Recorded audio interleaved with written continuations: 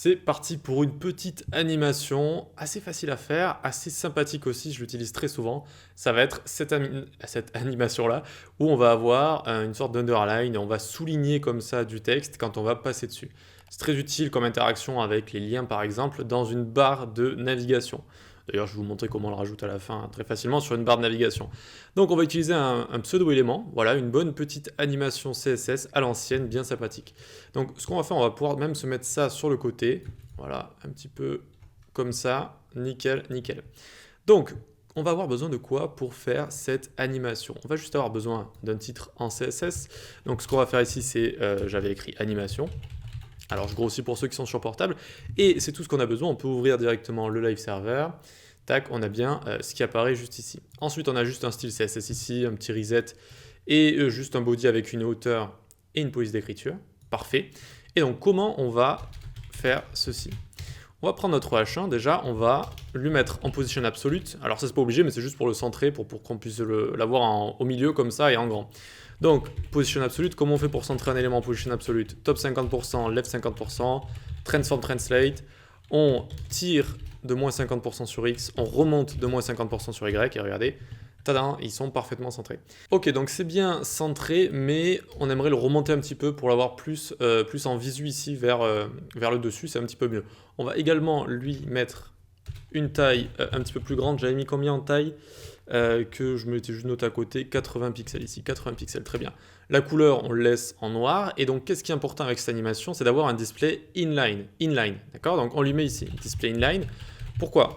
Pour pas que ça prenne toute la largeur, pour pas que notre élément prenne toute la largeur. C'est-à-dire que si un élément bloc, ça va prendre toute la largeur, ok? Un élément inline, ça va juste prendre la largeur de l'élément qu'il contient, du contenu qu'il contient, ok? Donc là, ça va juste prendre le contenu. C'est très bien, c'est exactement ce qu'on veut. Et donc, une fois qu'on a notre inline, on n'a pas besoin de mettre grand chose de plus. Non, textile center et tout, c'est bon, c'est nickel pour ça. On va lui créer un pseudo-élément. Donc H1, deux points de point, before ou after. Donc ici, on va mettre after vu que c'est après, mais les deux fonctionnent. On initialise un pseudo-élément avec un content vide comme ça. Donc on peut rajouter des choses à l'intérieur. Regardez, si je commence à mettre des choses, ça lui a rajouté après, after, si vous voulez. Et on va l'initialiser vide ici, vu qu'on a envie d'en créer quelque chose avec. On a envie de créer une barre avec. On n'a pas envie de mettre du texte ou quoi que ce soit. Donc ensuite, on le display block pour pouvoir lui donner une largeur. Ensuite, on le position absolute pour pouvoir le positionner par rapport à son parent qui est aussi positionné. On va lui donner une width de 100%, même si c'est display block de base, il y a une width de 100%, mais on va dire que c'est juste pour l'aspect visuel, pour mieux vous y retrouver. Ensuite, on lui met une hauteur de 3 pixels. Tac, on lui met un background noir comme ça, nickel. Et regardez, tadam, on a bien déjà un soulignage, je ne sais pas si c'est français, mais on a bien souligné comme ça notre texte. Nickel. De base, ça prend bien 100%. Notre pseudo-élément, il est bien situé après, comme ça, en position absolute. Tout est nickel. Comment on va faire pour faire cette animation? Eh bien, on va faire un transform scale et on va mettre à 0. Et regardez, tac, ça disparaît. Ça disparaît. Scale, ça veut dire échelle, mais ça veut dire à l'échelle si vous voulez. Et donc 0, c'est 0%. C'est venu disparaître comme ça. Et vous l'aurez deviné, scale 1, c'est 100%. Donc l'animation va consister à passer de 0 à 1 comme ça. Et donc on va lui mettre une petite transition aller-retour. Donc transition sur transform. J'ai mis combien? 0,2 secondes. Et easy out. Donc pour que ce soit lent au début à la fin et vitesse normale au milieu. Donc ça fait lent, juste... ok, on imagine. Et donc ensuite on va voir comment sélectionner ce pseudo-élément une fois qu'on survole notre H1. C'est une notation un petit peu spéciale, c'est H1, 2 points over, 2 points de point after, comme ça. On aurait envie de le mettre après, on aurait envie de faire H1 after over. Mais non, on doit faire... Quand on survole le H1, alors son pseudo-élément. Ça s'écrit comme ça. Et donc tout ce qu'on a à mettre ici, c'est notre transform scale. Hop, hop, hop, hop, hop. Et regardez la petite animation. Tadam, super. Très sympa, très sympa. Ça vient scale comme ça,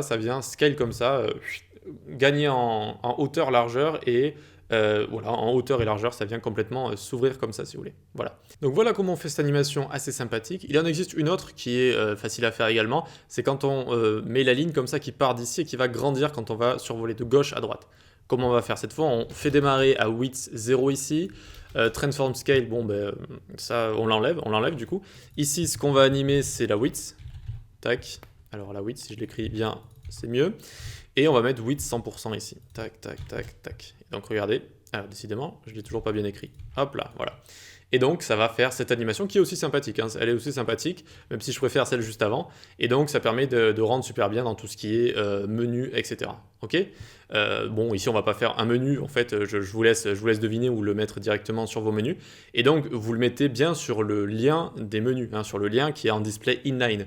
Ou alors, si vous avez des P, ce que je ne conseille pas, des paragraphes dans votre menu, mettez des liens. Et les liens, ensuite, vous pouvez leur mettre cette petite animation très rapidement, juste un pseudo-élément after comme ça. Et ensuite, vous lui mettez soit transform scale 0 jusqu'à 1, soit le width, la largeur comme ça, qui va grandir directement. Voilà, c'est tout pour aujourd'hui. Petite animation à l'ancienne, comme ça, sympathique, interaction en pur CSS. Like, partage, abonne-toi. On se donne rendez-vous pour une prochaine vidéo. Ciao!